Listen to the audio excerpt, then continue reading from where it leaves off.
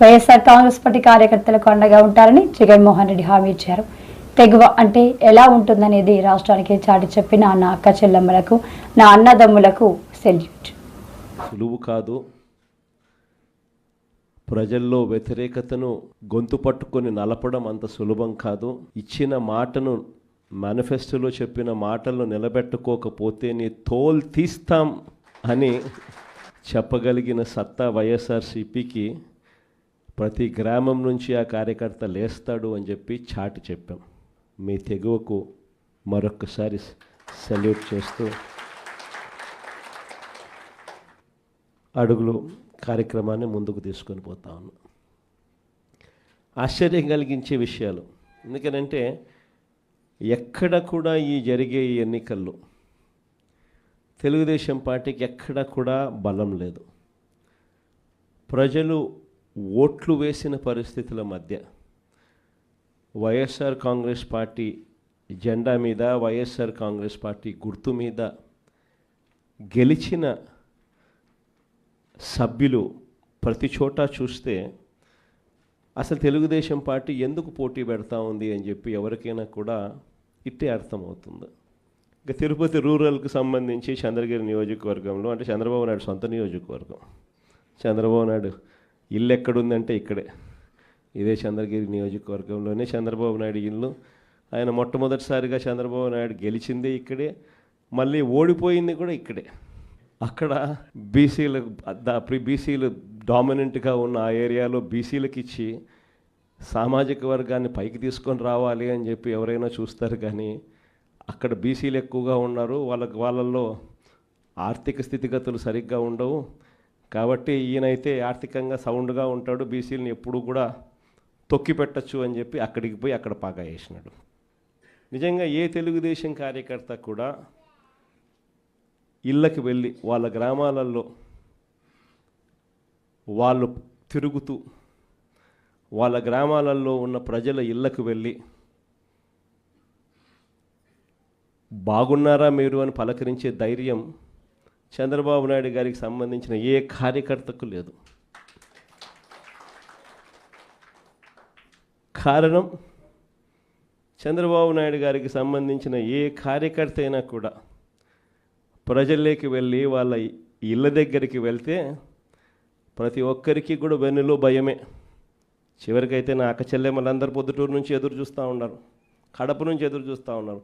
ఏదో ఉచితంగా బస్సు వస్తుంది, ఏదో విశాఖపట్నం పోయి రావచ్చు కదా, పొద్దున పోయి సాయంత్రానికి వెనక్కి రావచ్చు కదా అని చెప్పి అటువంటి చిన్న చిన్నవి కూడా పట్టించుకోవడంలా, దానికి కూడా దిక్కులేని పరిస్థితిలో ఈరోజు రాష్ట్రంలో పరిపాలన సాగుతూ ఉంది. మరోవైపున చూస్తే వ్యవస్థలన్నీ పూర్తిగా విధ్వంసం. మొన్నటిదాకా వైఎస్ఆర్ కాంగ్రెస్ పార్టీ ఉన్నంత వరకు గవర్నమెంట్ బడులలో పిల్లలకు గవర్నమెంట్ బడులకు పోయేదానికి గర్వంగా ఉండేది. గవర్నమెంట్ బడులలో మన పిల్లలను చదివించేటప్పుడు మనం గర్వంగా చెప్పుకునే పరిస్థితి నుంచి ఈరోజు గవర్నమెంట్ బడులలో అప్పట్లో నో వేకెన్సీ బోర్డ్స్ నుంచి ఈరోజు గవర్నమెంట్ బడికి పంపించాలంటే తల్లిదండ్రులు హెసిటేట్ చేసే పరిస్థితులకి మళ్ళీ స్కూళ్ళు నాశనమైన పరిస్థితులు కూడా ఇప్పుడే చూస్తూ ఉన్నాం. వైద్య రంగం ఇంకా దారుణంగా తయారైపోయింది. ఈరోజు ఎవరికైనా ఆరోగ్యం బాగోలేకపోతే లక్షలు ఖర్చు చేస్తే తప్పనిచ్చి, వాళ్ళు ఖర్చు పెట్టుకుంటే తప్పనిచ్చి, వాళ్ళ అప్పులు పాలు అయితే తప్పనిచ్చి ఈరోజు ఆ పేదవాడు బతికి బయట పడే పరిస్థితే లేదు. ఏ పంటకు కూడా ఈరోజు గిట్టుబాటు ధర రాని పరిస్థితి. ఉచిత పంటల బీమా గాలికి ఎగిరిపోయింది. ఈ క్రాప్ బుకింగ్ ఎక్కడుందో ఎవడికి తెలియని పరిస్థితి. రైతుల పరిస్థితి ఈరోజు రోడ్డున పడి రైతులు అల్లాడుతూ ఉన్నారు. పెట్టుబడి సహాయం కింద కనీసం జగన్ ఉంటే 13,500 ఇచ్చేవాడు. జగన్ పోయాడు, 26,000 ఈయన ఇస్తానన్నాడు, ఆ 26,000 కూడా గాలికి ఎగిరిపోయింది అని చెప్పి ప్రతి రైతు కూడా చంద్రబాబు నాయుడుని తిట్టుకుండా తిడతా ఉన్న పరిస్థితి కనిపిస్తూ ఉంది. వ్యవస్థలు పూర్తిగా అధ్వానమైన పరిస్థితులకి నీరుగారి. ఎక్కడా కూడా పెన్షన్ల విషయానికి చూస్తే ఈయన ముఖ్యమంత్రి కాక మునుపు 66,60,000 పెన్షన్లు. ఈ రోజుటికి 12 నెలల్లో జరిగిన పెరుగుదల ఏమిటి అని అంటే 4 లక్షల పెన్షన్లు తీసేయడం. పెరగాల్సింది పోయి ఒక కొత్త పెన్షన్ ఇవ్వకుండా 4 లక్షల పెన్షన్లు ఊడగొట్టడం. ఇది చంద్రబాబు నాయుడు చేసిన ఘనత.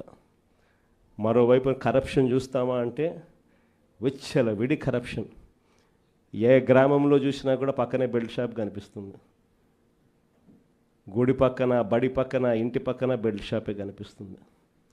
ఏ బెల్ట్ షాప్లో చూసినా కూడా షాపుల కన్నా 20 రూపాయలు, 15 రూపాయలు బాటిల్కి ఎక్కువ రేటుకి అమ్ముతూ ఉన్న పరిస్థితి మన కళ్ళ ముందనే కనిపిస్తుంది. ఇసుక కళ్ళ ఎదుటే కనిపిస్తూ ఉంది. మన హయాంలో కన్నా 2 రేట్లకి పెట్టి అమ్ముతూ ఉన్నారు. మన హయాంలో ఉన్న గవర్నమెంట్ కన్నా ఆదాయం వస్తాను నేను. ఇప్పుడు గవర్నమెంట్కి రూపాయి ఆదాయం లేదు. రేటు చూస్తే మనకన్నా 1.5 రెట్లు, 2 రెట్లు ఈ రేట్లు ఎక్కువతో అమ్ముతూ ఉన్నారు. మట్టి, మైనింగు, నియోజకవర్గంలో ఏదైనా పరిశ్రమలు ఏదైనా నడవాలి అని అంటే పరిశ్రమలు అన్నీ ఎమ్మెల్యే దగ్గరికి రావాలా, ఎమ్మెల్యేకి అంతో ఇంతో ముట్ట చెప్పాలా, ఎమ్మెల్యే ముఖ్యమంత్రికి అంతో ఇంతో ముట్ట చెప్పాలా. నాకింత నీకింత అని రాష్ట్రాన్ని దోచుకొని తింటా ఉన్నారు మొత్తం రాష్ట్రం అంతా కూడా. ఇవన్నీ కూడా కళ్ళ ఎదుట కనిపిస్తూ ఉన్న పరిస్థితులు. దీని నుంచి డైవర్ట్ చేసేదానికి ఏం చేస్తూ ఉన్నాడు? రోజుకొక డైవర్షన్ టాపిక్. ఏదైనా ఊరు పేరు లేని కంపెనీకి విశాఖపట్నంలో 3,000 కోట్ల రూపాయలు విలువ చేసే భూములు ఇస్తాడు. ఏదో ఉర్సా అంట కంపెనీ పేరు. ఇంద్రనైనా ఈ ఉర్సా అని చెప్పి చూస్తే ఊరు లేదు, పేరు లేదు.